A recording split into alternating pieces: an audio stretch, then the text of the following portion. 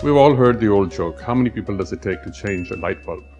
We at Shakti determined that it needs a team, it needs a strategy, and it needs a lot of determination, and overall an overarching vision. In 2012, we asked ourselves, how can we convert the country to LED bulb usage? With 1.2 billion people, we used a lot of light bulbs.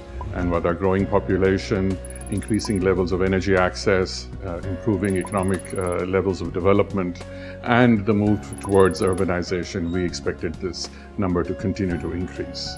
It was estimated that almost 25% of the world's electricity goes towards lighting. Most people in India still use the incandescent bulb. Most of us are familiar with this. Thomas Alva Edison invented this or patented this in the 1870s, and technology had changed very little over time.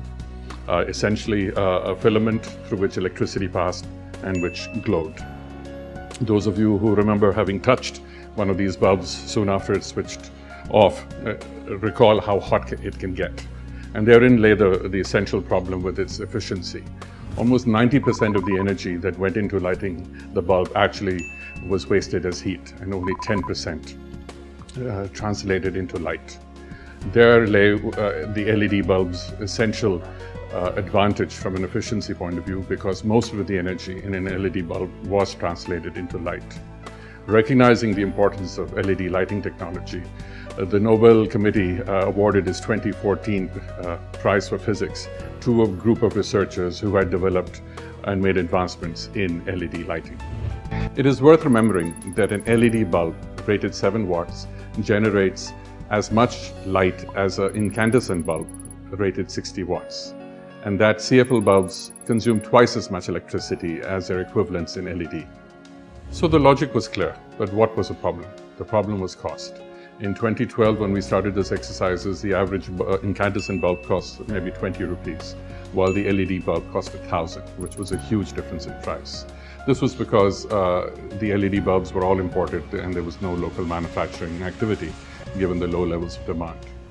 So what was the solution going to be? We determined that the solution lay in demand aggregation. We needed large orders to be placed such that prices fell and local manufacturing was encouraged, and which would further allow prices to fall. We decided to test our approach in the southern part of the country, in Puducherry, a small union territory where the population was fully electrified. The concept which introduced was the standard offer program. Under the standard offer program, an intermediary would install all the lighting equipment and contract with the principal customer, which was the State Electricity Board, to share in the savings over an agreed period of time. The first step was the design of the standard offer program. To do this, we engaged with the International Institute of Energy Conservation that developed the concept and the documentation necessary. This obtained the approval of the Puducherry Electricity Department, and then we engaged with the Energy Efficiency Services Limited, a leading Indian ESCO that would be the implementing agency. The PED and EESL signed a 10-year contract under which EESL would purchase and install the LED bulbs and then share the savings with PED over a 10-year period. Implementation began with a robust public awareness program with media outreach and through information booths. And by October 2014, almost every home in Puducherry had an LED bulb installed. This generated lower electricity bills for households and enabled the Electricity Board to reduce peak demand from the household sector. And the Puducherry experiment was a great success. But this wasn't the end. This was just the beginning. AESL decided to take this program nationwide. First Andhra, then Rajasthan, then Delhi, then Himachal, and then Uttar Pradesh. The program grew across several states in the country. The tipping point came in January 2015 when the Prime Minister announced a national LED program to be managed by EESL. The PM reiterated the virtues of saving energy versus trying to produce more energy. The ambition was to replace 770 million light bulbs over 3 years.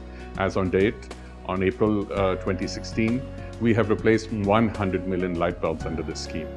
This translated into avoided demand of 2,600 megawatts, rupees 140 million in electricity charges per day avoided, and 29,000 tons of carbon dioxide per day not generated. Prices, as expected, have dropped dramatically. From initial contract prices of over 300 rupees, current acquisitions are taking place at less than 70 rupees an LED bulb, which is almost the same as the cost of a CFL. And in the process, India has been able to create significant manufacturing capacity domestically for LED bulbs, generating lots of employment consistent with the Make in India program. As part of its NDCs committed at the Paris Climate Agreement recently, India has committed to reducing its emissions intensity. Once we hit the 770 million target for LED bulbs, it is estimated that we would have reduced power generation by 20 gigawatts, which would be a significant share of the total power produced in our country. Building on our initial efforts in Puducherry, these results have been made possible only by the strong support of the Government of India and EESL's excellent job in implementation. EESL has developed a dashboard that is available, providing real-time numbers on how the program is rolling out. The projected benefits of the LED scheme is the reduction of expected power load of 20,000 megawatts and a reduction in annual CO2 emissions of 79 million tons. It is worth remembering that even today, over 250 million people lack access to electricity.